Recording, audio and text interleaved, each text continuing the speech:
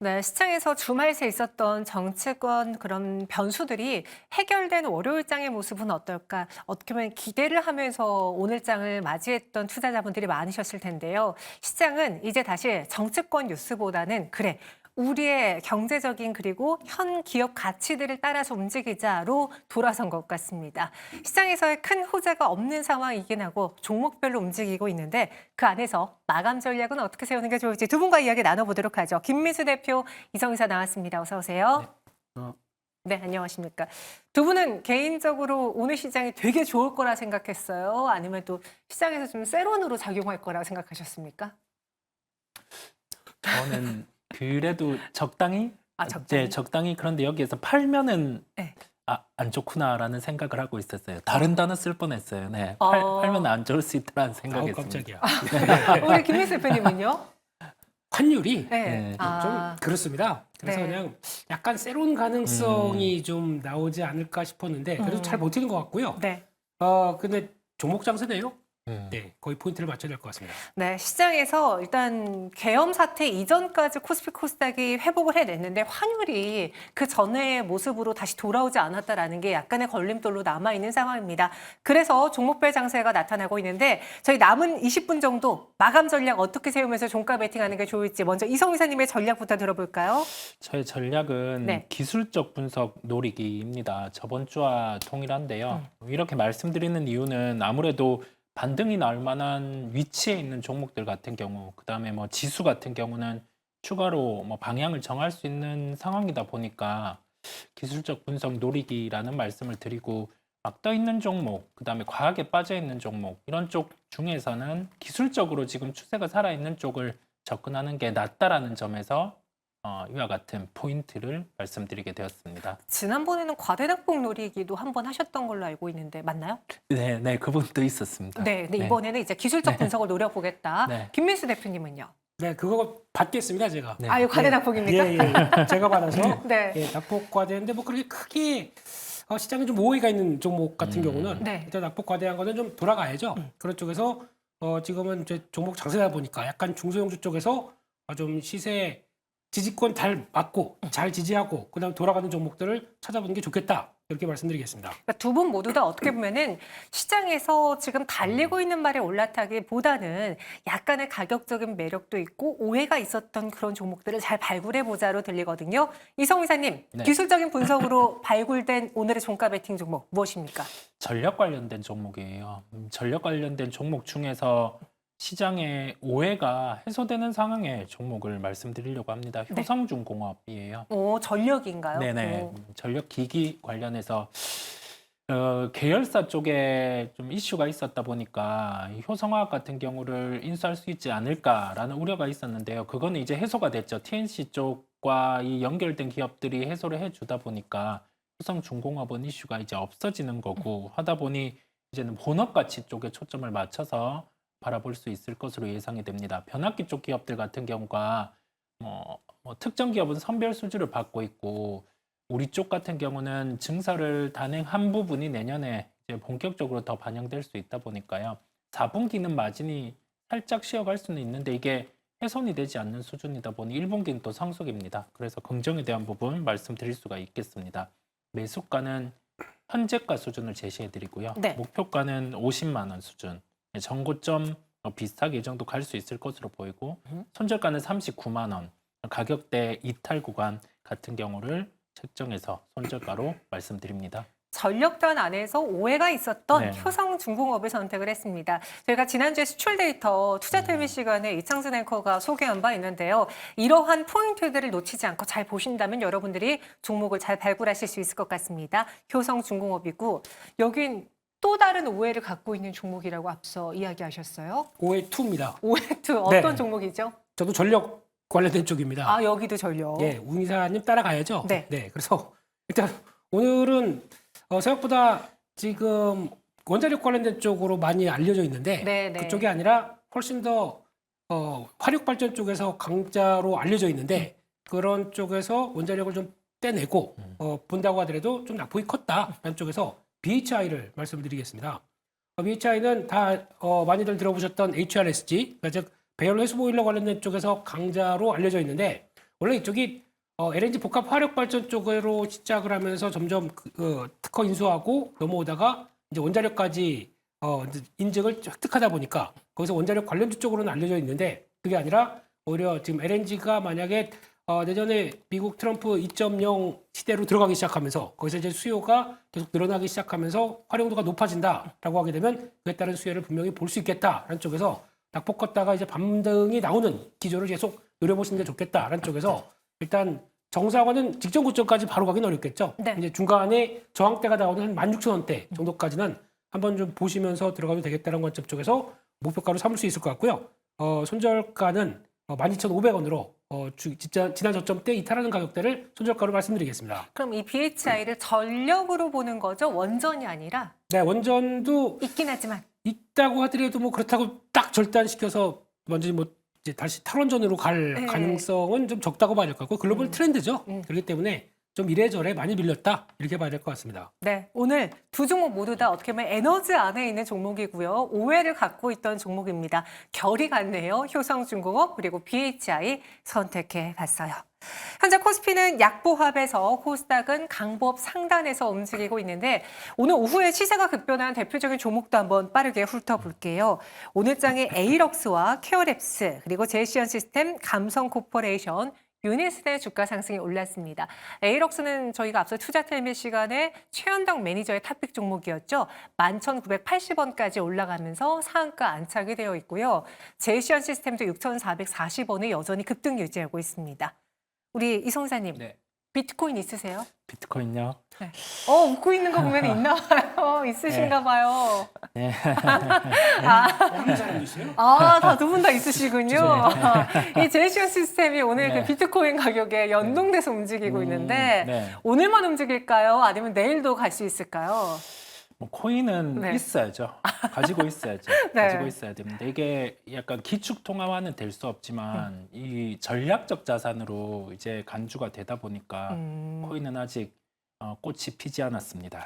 네, 그렇게 그래요? 보시면 될 것 같고 제시언 시스템은 그와 함께 내일도 상승 이렇게 말씀을 드립니다. 그럼 그 말은 오늘 뭐 움직였던 비트코인 가상화폐 테마주들의 상승이 네. 다 같이 좀 당분간 이어질 수 있다라고 보시는 건가요?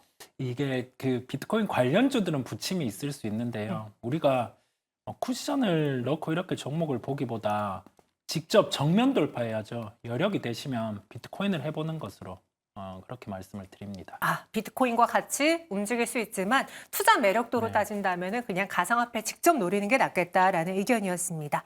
또 오늘 유니슨의 주가 상승도 모처럼 올랐어요. 제가 그래서 무슨 개별적인 수주 이야기가 있나 하고 찾아봤더니 이번 탄핵 정국으로 돌아서면서 그간 우리 정부에서 좀 미뤘던 원전보다 신재생 에너지단으로의 다시 또 정책에 대한 투자 혹은 서포트가 바뀌지 않을까라는 분석을 하시는 분들도 계시더라고요. 이 분석이 맞는 건지 유니슨의 주가 상승 오늘만입니까? 내일도입니까? 네, 일단 오늘만 상승으로 말씀드리겠습니다. 왜냐면 유니슨이 올라가는 투자 아이디어를 그대로 갖다 적용을 시키게 되면은 왜 CS 있는 데는 안 갈까요? 네, 그럼 그러면 또다시 태양광 관련된 쪽도 붐이 일어난다. 그럼 왜 한화솔루션이 탄력을 못 받을까요? 라고 하게 되면 일단 지금 시장에서는 약간 좀 그런 거 있죠. 차트 좀 좋고 거기다가 약간 좀 매수자 붙어서 약간 이런 기회 때 한번 딱 전환되는 모습들을 약간 중소형 장세답게 그런 종목들을 찾아간다라고 관점 쪽에서 시세가 한번 낮다고 보여지고 있는데 바로 내일 탄력받아서 가기는 조금 좀 투자 아이디어가 확장은 되기가 좀 어렵지 않나라는 쪽에서 일단 내일은 조금 좀 흔들림이 나올 수도 있겠다 이렇게 바라보고 있습니다. 다 같이 신재생 에너지가 동반 상승하는 게 아니라 유니슨만 홀로 오르고 있다라는 걸 봤을 때 그 힘이 그리 강하지 않을 수 있다. 그래서 오늘만 상승할 것 같다라는 의견 주셨습니다. 이번에 시장에서 눈에 띄었던 핫이슈 종목으로 넘어가 볼게요. 대원전선이 현재 상한가 안착되어 있는데 워낙 전력이 뜨겁기도 했지만 여기 정치인 테마주로 엮였더라고요. 대원전선이 3,295원에 올라와 있고요. 롯데 에너지 머티리얼즈 그리고 BHI, 두산과 ISC가 있습니다. 두산 한번 확인해 보죠. 최근에 두산에 대한 평가가 좋아요. 오늘도 한 7%가량 오름세를 보여주고 있고 지배구조 개편 불확실성이 해소됐다라고 판단을 하시더라고요. 두산, 지주사 측면으로 봤을 때 주가 상승 오늘만입니까? 아니면 추가적인 상승도 가능합니까? 사업적인 측면에서 뭐 복합 동박 동박 전지죠. 이런 부분이 실적으로 보여줄 수 있다라는 사업 부분까지 놓고 보면 두산 같은 경우는 주가 밸류적인 측면에서도 큰 부담이 없습니다. 그래서 그 부분을 놓고도 보는 거고 짚어주신 것처럼 지배구조 이슈 같은 경우는 향후에 또 불거질 수는 있지만 그런 불확실성이 해소되었다는 점에서 두산 같은 경우는 내일 또 상승에 말씀을 드립니다. 지금 두산을 끌어당기고 있는 주 사업군은 무엇인가요? 그 전지 사업이죠. 전지 사업이라고 하면 이게 전자 사업부 자체가 있습니다. 그래서 그 속에서 이제 동박과 관련된 부분, 전자 동박 쪽이 저기 엔비디아 쪽에 들어가게 되면서 이제 4분기, 내년 1분기 이쪽이 거의 온기 반영으로 실적이 되다 보니까 아마 그 부분은 눈으로 또 확인을 하실 수가 있을 겁니다. 전지 사업부가 지금은 각광을 받고 네. 있다. 그리고 여기에 지배구조 개편 불확실성 해소까지 더해지면서 오늘 신고가를 52주 신고가를 기록했고요. 보니까 기관 투자자들이 10거래 연속 사들이면서 파는 외국인과 달리 두산의 주가를 끌어올리고 있습니다. 추가 상승도 가능해 보인다. 내일도 이 흐름 이어질 것으로 보여지고요. ISC도 볼게요. 오늘 ISC 두 가지 이슈가 붙었습니다. 개별적인 이슈 플러스 유리기판이 상승하면서 또 ISC에 대한 관심도 뜨거워지고 있는데 이 종목의 가장 큰 매력도는 무엇인지 오늘 오후까지 상승을 유지할 수 있었던 배경에 대해서 김민수 대표님 설명해 주시죠. 네, ISC가 일단은 뭐 다 아시는 테스트 관련돼서 소켓 그리고 뭐 프로브 카드 관련된 쪽에서 강자라고 보여지는데 여기서 이제 중요한 부분들은 3분기 실적이 생각보다 좀 약간 시장 대비해서 못 나왔습니다. 네. 그럼 그때 기관들은 이때가 기회다 그러면서 그냥 우르르 던져버렸죠. 그러다가 자세히 보다 보니까 그게 일시적인 부분들 진행되는 것들이 약간 좀 딜레이가 됐고 그게 다시 이어진다. 특히 아마 비메모리 업체 쪽으로도 활발하게 테스트 소켓이 나간다라고 하게 되면 그에 따른 실적 기대감이 올해 4분기부터도 달라진다라고 하고 있고 내년도 레벨업이 될 것이다라는 변화가 나오다 보니까 다시 한번 직전 고점을 강하게 돌파하는 것 같습니다. 저희가 분기 실적 가지고 그냥 못 참아요. 그런 거 가지고 주가가 변하는 거 흐름은 일단 뭐 나쁘지 않다고 봐야 될 것 같고요. 게다가 또 글로스 기판 관련돼서 테스트 소켓을 개발을 했다라는 쪽에서 시장에서 또 유리 기판 관련주 쪽으로까지도 확대가 시켜지는데 이거는 아직 조금 더 봐야 되겠죠. 그래서 확정되는 것들은 약간 밸류를 조금 더 늘려줄 수 있는 부분이라고 볼 수 있는데 네. 제일 중요한 거는 내년도 어차피 지금 내년은 이제 각축전입니다. 그러니까 지금 엔비디아가 약간 주춤하게 되면 그 틈을 파고들고 브로드컴과 마블 테크놀로지가 확산되기 시작했을 때 그러면 역시나 이런 쪽으로 확산되는 과정 쪽에서 수혜를 볼 것이 무엇이냐라는 쪽에서 그래도 그나마 봐야 될 종목 중에 하나는 ISC가 아닌가라는 쪽에서 눈여겨봐야 될 것 같습니다. 말씀해 주신 것처럼 오늘 브로드컴이 화제가 되면서 브로드컴에 같이 봐야 될 키워드로 주문형 반도체 ASIC가 부각을 되고 있어요. 그로 인해 ISC도 같이 연관되고 있는 것 같은데 이 주문형 반도체에 대해서 우리가 좀 더 알아둬야 될 게 있을까요, 대표님?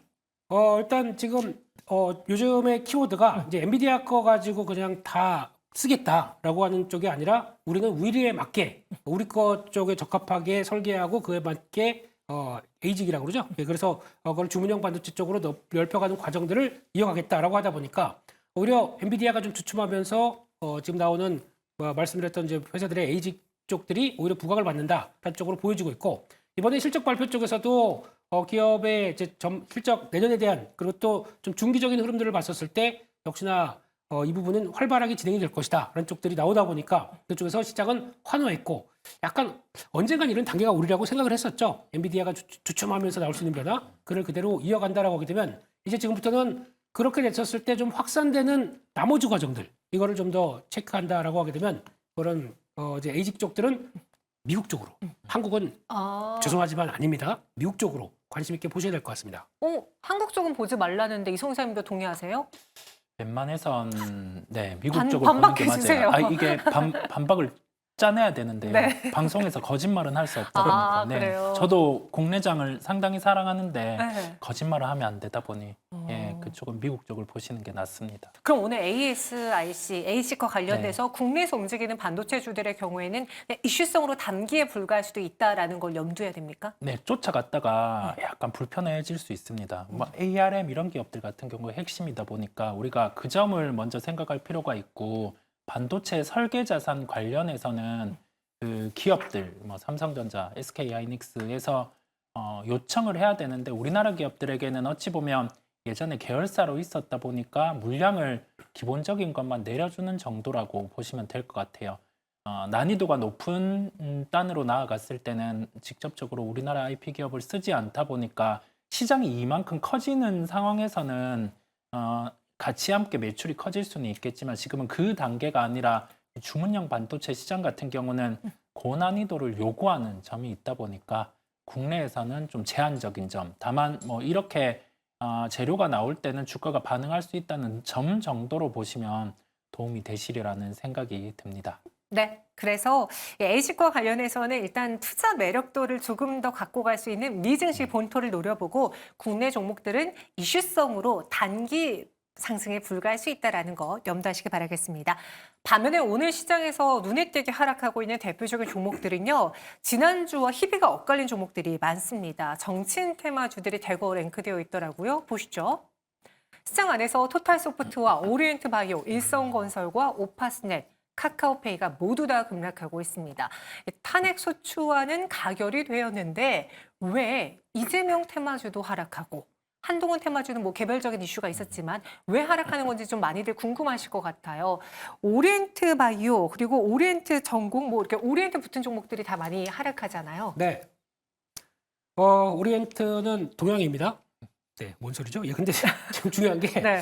드립이 안 생기네요. 예, 근데 일단 중요한 거는 일단 저희가 보통 그러니까 정치 테마주를 본다라고 하게 되면 두 가지가 있습니다. 인물 테마가 있고 정책 테마가 있습니다. 근데 인물 테마 같은 경우는 아주 빠릅니다. 그러니까 먼저 그런 걸 다가와서 먼저 매수세가 붙었다가 이번에 또 관련해서 그러면 이제 다음으로 연결되겠지. 그러면 이제 탄핵 전국 들어오면서 이제 한 뭐 90일 내에 정리가 되고 그다음에 그러면 이제 또 대선이 좀 빨라질 가능성, 대선이 나올 가능성에 대해서 생각을 하게 되면 일단은 한번 세론이 가장 분명하게 나온 쪽이 이쪽이라고 봐야 되겠죠. 세론이 한 번은 나올 수밖에 없다. 그렇죠. 예, 그리고 거기다가 다음 보통 지난번에 대선 관련된 이벤트를 보다 보니까 그렇습니다. 그러다가 이제 어느 정도 좀 정리가 될 무렵쯤 되면 이제 각 당에서 이제 경선을 하기 시작하겠죠. 경선을 통해서 이제 잠룡이라고 하는 큰 용들, 예, 이런 게 나오기 시작하면서 그때 관련된 종목들이 다시 움직입니다. 그럼 보통 간격이 한 달 정도가 나오는 모습들이 많더라고요. 그러면 한 달 동안은 잠시 죽었다가 다시 한번 변화가 나온다 그러면 그때 또 다시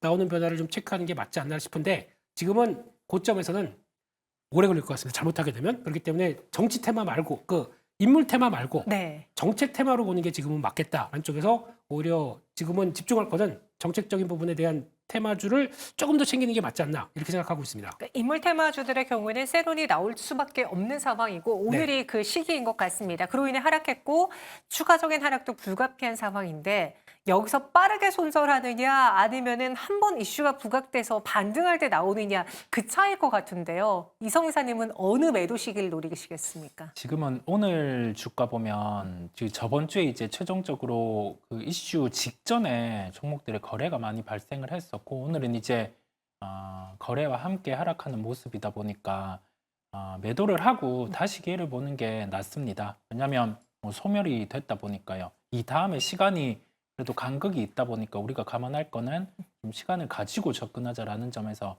내일 또 하락이라는 점으로 말씀드립니다. 네, 정말 어지러운 정치인 테마주입니다. 오늘 이준석, 우원식 테마주는 상승을 보인 반면에 지난주에 강했던 이재명 테마주 그리고 한동훈 테마주는 급락하는 모습 보였습니다. 그간 많이 올랐으니까 세론으로 오늘장 작용한 것 같고요.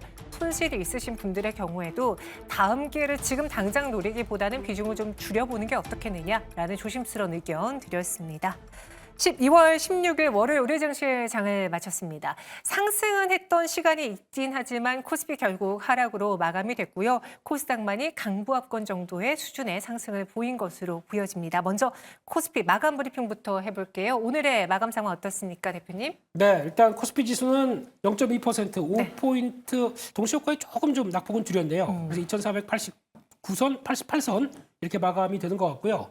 외국인들이 선물 매수로 다시 살짝 들어왔는데 현물은 역시나 5천억대 매도입니다. 그렇다는 얘기는 일단 지금 환율 봐서 나 안 사 이런 게 가장 크다고 봐야 될 것 같고요. 그러다 보니까 일단 아무래도 외국인들 동력이 없는 사이에서 기관들이 좀 매수가 들어와야 되는데 기관은 아직까지 그럴 움직임이 없다라고 하게 되면 좀 아직 위축되는 모습들이 나온다고 봐야 될 것 같고 시가총액 4위 종목들 보게 되면은 하락한 종목들이 더 많습니다. 약간 좀 묵직한 모습들이었고 SK 하이닉스 정도가 강한 모습들이었고 그밖에 나머지 뭐 고려아연 하락하다 보니까 약간 또 지수에 왜곡들이 있다고 봐야 될 것 같고요. 자동차주 오늘도 좀 재미없었습니다. 그래서 묵직한 모습들이었다라는 쪽에서 상대적으로 오늘 그래도 게임주 쪽에서 크래프톤이나 그리고 전력기기 쪽에서 HD 현대일렉트릭 이런 쪽들이 강했다 이렇게 봐야 될 것 같습니다. 네, 게임 그리고 전력 언급해 주셨고요. SK하이닉스가 2.17%의 상승 마감, 반면에 고려아연은 오늘도 좀 밀렸습니다. 4.82% 약세. 메리츠 금융지주와 카카오 2에서 4% 하락 보였습니다.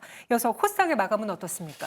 코스닥 시장은 거래소와는 다르게 그래도 상승 마감하는 모습이었습니다. 0.69% 상승 마감을 했고요. 다만 시가총액 상위주들 같은 경우는 좀 희비가 엇갈리는 모습이었습니다. 제약바이오 관련된 종목이죠. 대표적으로 우리가 시장에서 많이 바라보는 알테오젠, 리가켄바이오 같은 경우가 시장이 오른 반면에 각각 2%대, 3%대 하락 마감하는 모습이었고요.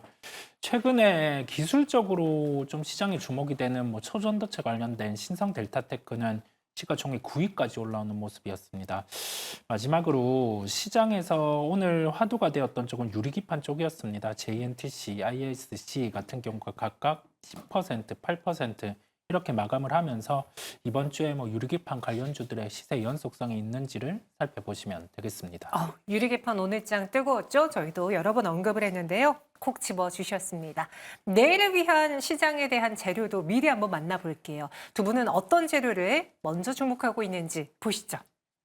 별점 3점을 받은 걸 보면요. 김민수 대표님은 정치 리스크 완화 속에 시장 상승세 지속 여부를 주목해야 된다라고 주셨고요. 이성훈 이사님은 시총 상위주보다는 개별주가 강한 시장이니까 수급 흐름을 주시해 봐야 된다. 어떻게 보면 두 분 모두 다 이렇게 명확하게 말하기보다는 시장의 거시적인 부분을 언급하시는 것 같은데 김민수 대표님, 네. 시장 상승세 지속 여부는 어떻게 주목해야 되는 겁니까? 네, 일단 여기서 이제 다 끝났다. 정치 리스크가 끝났다라고 해서 막 주식 다시 사자라고 보기에는 네. 또 저희가 그렇잖아요. 한국 시장이 이렇게 강한 시장이 아니기 때문에 이것저것 돌다리 두들기려고 할 것 같습니다. 그런 쪽에서 첫 번째 환율이 안 떨어진다. 그러면 외국인들이 접근을 잘 안 한다. 그리고 이번 주 중반 넘어가게 되면 FOMC 회의가 있습니다. FOMC 회의에서 일단 지금까지 내년 점도표를 봤었을 때 금리나 한 4회 정도를 생각하고 있는데 혹시나 요즘에 지금 PPI 올라오는 게 조금 좀 그렇습니다. 네. 그렇게 됐을 때 연준에서 속도 조절을 해서 점도표가 2회에서 3회 정도까지 내년을 약간 줄여서 찍는다. 시장이 단기적으로 미국 시장은 흔들림이 나올 수 있겠죠. 그럼 국내 증시는 어떻게 될까요? 그게 이제 고민스럽다 보니까 일단 너무 이번 주 다 됐다 싶어서 가자 2,500, 2,600 하기에는 좀 이것저것 좀 챙겨볼 시점인 것 같아서 주 후반에 변동성을 좀 고민하자라는 쪽에서 약간 살살 한번 보자. 특히 종목적으로 보자. 이렇게 말씀드리겠습니다. 이 정치 리스크가 완화됐다고 지금에서 먼저 축포를 쏘아 올릴 타이밍은 아닌 것 같다. 뭐 물가라던가 FOMC 회의 이런 것들의 변수가 아직 남아 있으니까 예의주시하자, 조심하자라는 이야기로 들렸고요. 이성훈 이사님은 네. 수급을 보자고요. 네. 그 앞에서 다 말씀해 주셨는데 네. 이게 그 시가총액 상위주보다는 개별주가 유리한 시장이죠. 왜냐하면 외국인이 시총 상위주들은 팔아내다 보니까 프로그램으로 매도를 하다 보니까 개별주가 유리한 시장이고요. 이거를 인정하고 가면서 수급을 보는 건 다시 외국인이 어떤 포인트 때 시장을 사줄지 그다음에 요 몇 거래일간 계속 매수를 해오던 기금 주체 같은 경우가 팔아낼 때는 다른 주체가 어떻게 받아주는지 그걸 확인하고 가면 되다 보니까 수급 푸름의 주시가 필요하다라고 명시를 했습니다. 실제로 지난주에 우리 증시가 연일 상승했을 때 그 배경에는 연기금을 필두로 한 기관이 있었고요. 그리고 외국인 투자자들의 저가 매수가 있었습니다. 오늘은 또 사라졌잖아요. 그래서 이들이 어느 타이밍에 돌아오는지 그 타이밍을 한번 예의주시해보자. 그 기사나 뭐 뉴스들을 체크해보자라고 이야기해 주셨습니다. 두 분과 함께 내일을 위한 재료도 미리 정리해드렸고요. 여기서 인사드리도록 하죠. 고맙습니다.